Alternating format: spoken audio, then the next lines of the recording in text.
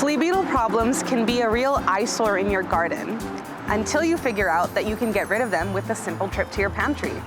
For example, hold on to your leftover orange and banana peels, and you can spread them around the perimeter of your plant roots to keep away pesky slugs. Hi, my name's Therim Chukhtai, and I'm an entomologist studying how insects interact with our world. Since 2019, I've been researching how insects interact with our environment, good or bad. And I think to get the most out of your garden, you actually have to work with nature. Even the little guys. That means the bugs.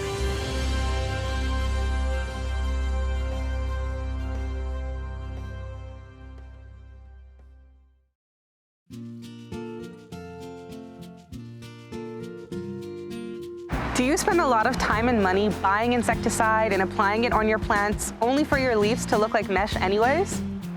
What if I told you that you have everything you need to fight garden pests right in your home? Did you know that cornmeal, eggshells, and fruit scraps can all be used to protect your plants from insect pests? I see lots of people spending money on insecticide in their garden, and the truth is that there's no natural magic spray that will make your garden healthy. Here are some tips to make your garden pest safe naturally. Let's start with flea beetles.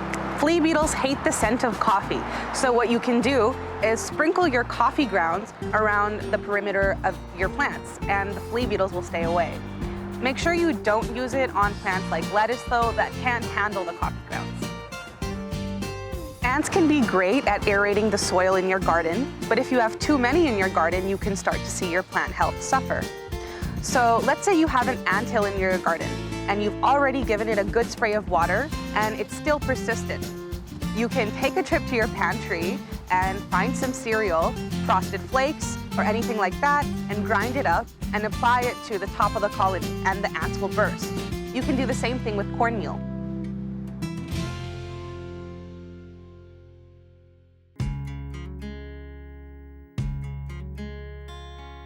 Talking about ants allows us to easily transition into our next bug tip for sucking insects.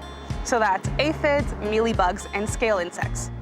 These share a cool relationship with ants, where the ants help them maneuver around the garden in exchange for sugar that they excrete from their behinds. So if you have a sucking insect problem, you can deal with it by dealing with the ants in your garden. For a case of 1-800-YOU'VE-GOT-SCALE on a tree in your garden, you can apply Vaseline on the base of the tree.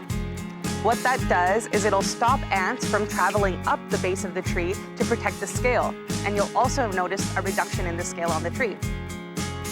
Beneficial insects can take a lot of the pest control stress off your shoulders. Let me offer you a 2-for-1 trap cropping special. Next time you plant your valuable plants in your garden, intersperse some sacrificial carrot plants. The carrots will call in all the insect pests like leaf miners, and that'll keep them away from your valuable plants that you've planted.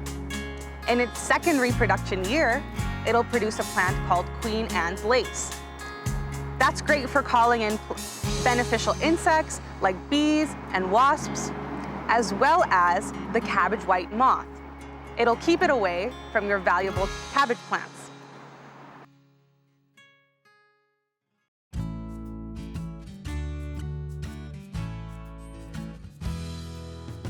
Slug problem? Leave out a saucer of beer at nighttime and you won't see them the next day. If you want the help of beneficial insects like parasitic wasps and bees in your garden, all it takes is leaving out a dish of cold water to attract them in. Ground insect pests like maggots and cutworms can be prevented in your garden by lasagna gardening. That's where you dig out your plant bed and add a layer of cardboard and then organic matter before planting everything normally. This allows your plants to still breathe, but it keeps away all of the ground insect pests from traveling upwards and affecting your plant stems and roots. Mint and mustard can both be potted and planted near your valuable plants in your garden. This will attract cabbage worms, leaf miners, aphids, and flea beetles, and will keep them away from the plants you want to enjoy.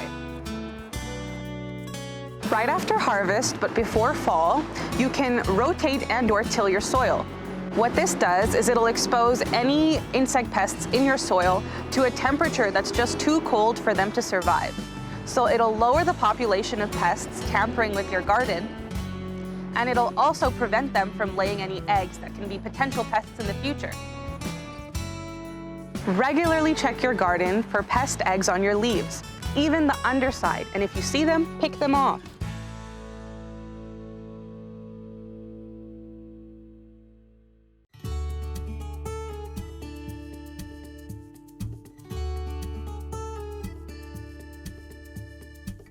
So we all probably know that bees, parasitic wasps, and ladybugs can be beneficial insects in the garden that help us out. But did you know that nematodes can also lend a helping hand? You can walk down to any garden center and buy a nematode beneficial insect product and spray it into your root crops if you've got root insect problems. So if you're noticing that your vegetable crops are being chewed at the bottom, you can consider buying a nematode product, and maybe that'll help you out. One of the most overlooked pest management strategies in the garden is simply removing any organic matter, any debris, or any weeds from near your valuable plants. And the reason for that is that nesting insects like boring insects and aphids can find nesting sites in that weed and debris, and it makes it easier for them to travel onto your valuable plants. So if you reduce the weeds and debris in your garden, you're also reducing potential for infection from bad insects like aphids. Traps in your garden don't have to be elaborate or expensive. You can fill a bowl with dish soap, oil, and water and place it near any plants that are affected by insect pests, and that'll trap beetles, earwigs, and damaging flies as well. Watering your garden in the morning is a great practice because it'll prevent any activity of earwigs and slugs. Thank you so much for listening to our pest management tips and tricks. Hopefully we've taught you some fun and resourceful ways to keep your garden healthy, natural, and pest-free.